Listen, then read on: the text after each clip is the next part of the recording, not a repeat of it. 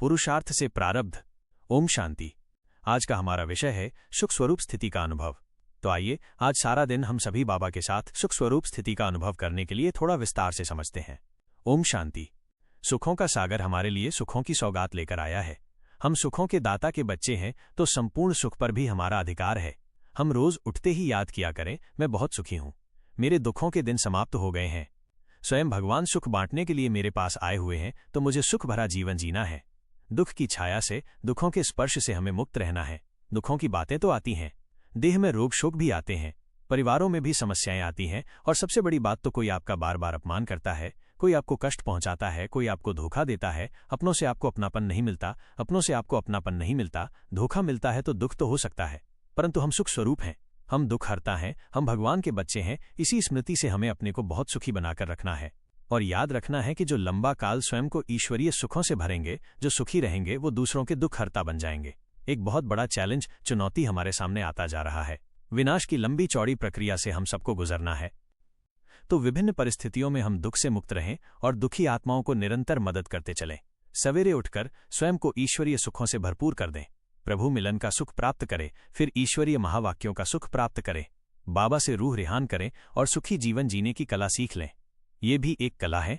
सरलता, मुस्कुराते रहना, हमेशा पॉजिटिव रहना, दूसरों को सुख देते चलना और सबके प्रति अपनी दृष्टि को, अपने दृष्टिकोण को भी श्रेष्ठ रखना, इनसे हमारा जीवन सदा सुख के, खुशियों के झूलों में झूलता रहेगा। तो बाबा तो हमारे लिए खुशियों का झूला लेकर आया है, उसकी गोद का झूला भी हमारे लिए बहुत सुखद है। यदि हम छोटे बच्चे बन जाएं और बाबा की गोद में झूलने लगें, तो उससे बड़ा सुख तो चारों युगों में होगा ही नहीं। तो आइए हम छोटे बन जाएं। हम जो बड़े बन गए हैं, बहुत जिम्मेदारियों का बोझ अपने ऊपर ले लिया है, उसको उतारकर बाबा की गोद में आ जाएं।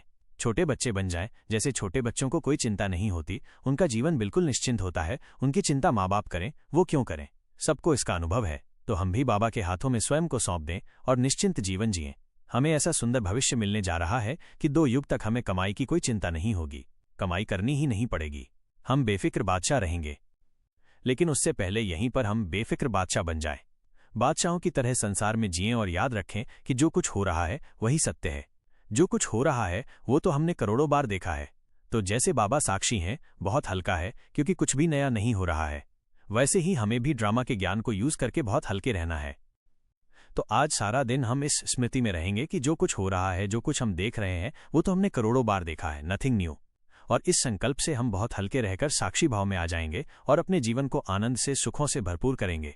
तो आज सारा दिन बार बार याद करेंगे, मैं बहुत सुखी हूं बाबा, आपको पाकर हम बहुत सुखी हो गए, आपको कोटि कोटि बार शुक्रिया। तो देखेंगे ऊपर बाबा मुस्कुरा रहे हैं और दृष्टि दे रहे हैं। ओम शांति।